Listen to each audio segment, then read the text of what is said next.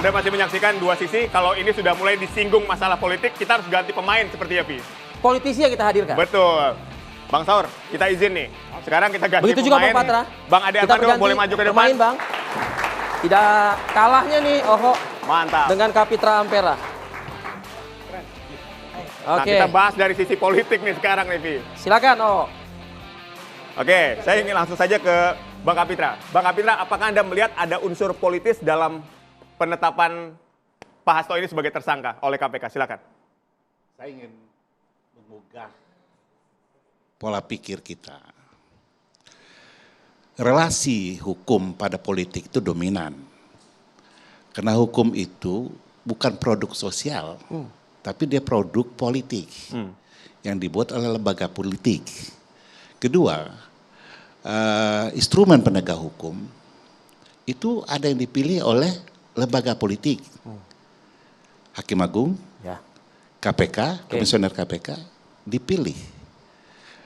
Represi politik terhadap hukum tidak mungkin dinafikan. Itu realitas. Yang kita berharap bagaimana penegak hukum tidak terpengaruh oleh represi politik dalam menegakkan hukum. Kitohnya bagaimana? Kalau dia berpijak hukum untuk keadilan, Oke. bukan untuk target atau order Oke. sebuah penegakan. Oke. Sekarang kita lihat kasus. Hasto. Kasus Hasto itu kasus politik bukan? Anda? Kasus politik. Kasus politik? Masalahnya apa? Harun Masiku sebagai apa? Oke. Partai politik Caleg. dan caleg gitu. Ya. Dan ingin masuk ke lembaga politik. Ya, DPR. Lalu ada fatwa Mahkamah Agung. Ya. Ada beda interpretasi di situ. Menjadi masalah hukum. Tapi dari apa? Runway-nya dari kegiatan politik. Nah, yang kita ingin ditegaskan hari ini, Apa tuh? kalau tadi sahabat mengatakan Harun Masiku mau ditangkap sama Hasto dan sebagainya, artinya ini bukan masalah baru. Oke. Berarti ini masalah lama. Oke. Berarti di paket ada beberapa orang yang melakukan perbuatan pidana. Karena mohon maaf, ini bukan korupsi. Karena tidak ada keuangan negara dan penyalahgunaan. Wah, Di situ. bukan korupsi kan? Ini suap. Mana negara dirugikan dalam keuangan negara? Kan kalau korupsi itu kan berkaitan dengan keuangan negara. Anda mau mengatakan KPK ini mengada-ngada gitu, Bang? Bukan. Saya ingin jelaskan supaya ada cakrawala melihat masalahnya itu dalam perspektif ilmu pengetahuan. Ya. Karena saya berharap Ade ini kan intelektual. Oke. Jangan Anda jebak saya untuk maki-maki. Nanti meledak ini ruangan. Enggak ada. Jadi kalau itu yang terjadi, peristiwanya, tempus deliktinya terjadi 5 tahun yang lalu. Oke. Ya. Oke. Oke. Kalau dia satu paket pasal 55, Ya. naming, Ya. apakah dia sebagai pelaku atau don pelaku atau pembantu melakukan. Oke. Ya. Artinya sudah Baik. terbukti pada saat Kenapa tidak dijadikan dia tersangka waktu itu? Betul, oke.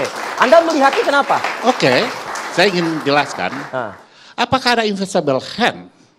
Apakah ada tangan kekuasaan yang mencegah dia ditetapkan jadi tersangka? 5 tahun lalu ya? Iya, kalau itu ada yang melakukan, berarti itulah yang menghalangi penyidikan. Baik, saya ingin ke Bang Ade terlebih Oke. dulu. Bang Ade, Sebentar. Ini harus kita terang benderangkan dulu begitu. Klaim dulu ya. Enggak, artinya Jangan invisible kita hand ini berkelahi dari mana? ini. Ya, baik. Invisible hand ini dari mana? Kalau seorang dituduh, Nah, diduga telah melakukan perbuatan, oke.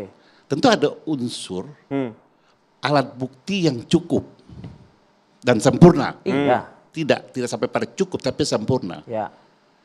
Kalau sudah cukup dan sempurna, tetapkan dia tersangka dong. Iya, tapi kan tidak kunjung ditetapkan tersangka. Kenapa? Anda mengatakan invisible hand. Ya pasti ada tangan-tangan yang menghalangi untuk jadi tersangka. Menurut Anda? Pasti ada tangan kekuasaan. Penguasa pada saat itu.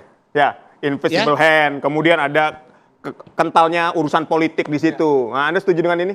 Setuju.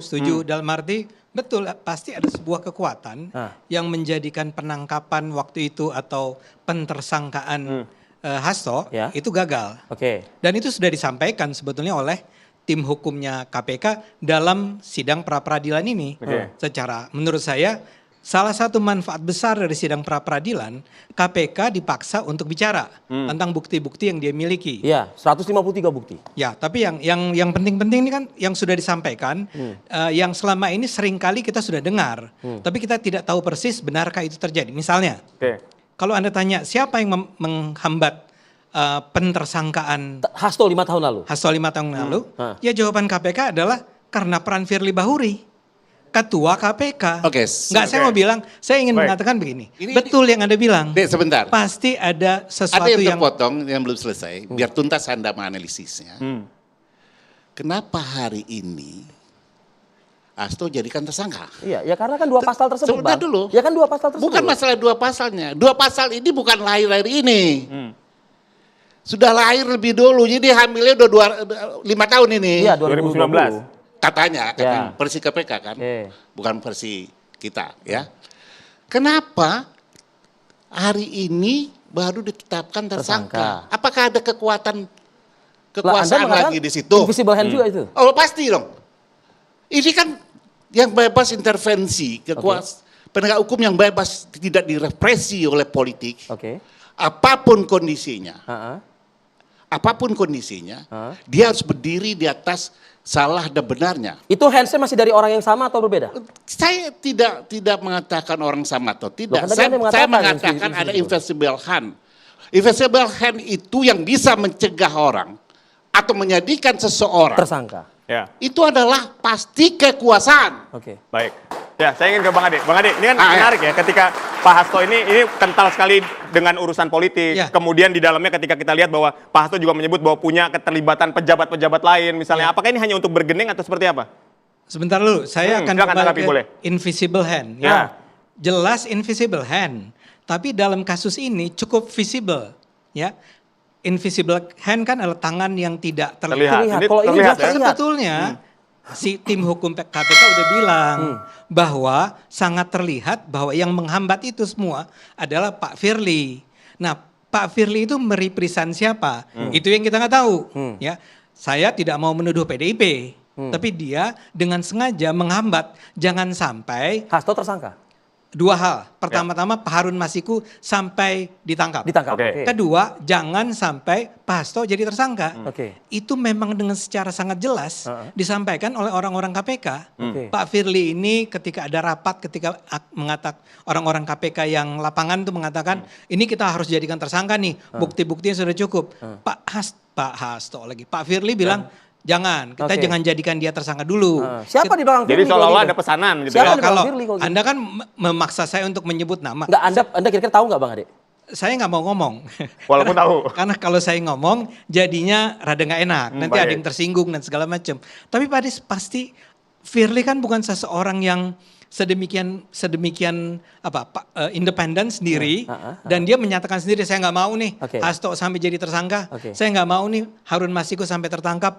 Dia tidak dalam posisi seindependen itu. Itu kita bicara 5 tahun lalu Bang Ade. Bagaimana dengan tahun ini yang katanya tadi invisible hand-nya masih sama katanya. Nah, gitu. Anda melihat visible lagi nggak di tahun ini? Nah, kenapa sekarang jadi bisa tersangka? Karena si invisible hand-nya itu yang namanya adalah Firly Bahuri sudah turun. Oke. Dan dia sudah ditahan atau tidak lah ya. Oke. Saya nggak tahu. Tapi dia Oke. sudah jadi seorang terpidana atau macam-macam. Nah, dia sudah tidak ada. Dan justru karena Firly sudah tidak ada, tim pimpinan KPK yang sekarang merasa bahwa kita harus tuntaskan nih. PR kita 5 tahun yang lalu. Makanya semua bukti yang ada di 5 tahun yang lalu sekarang diulang lagi. Oke. Ya, soal yang tadi bagaimana KPK dihambat dan seterusnya.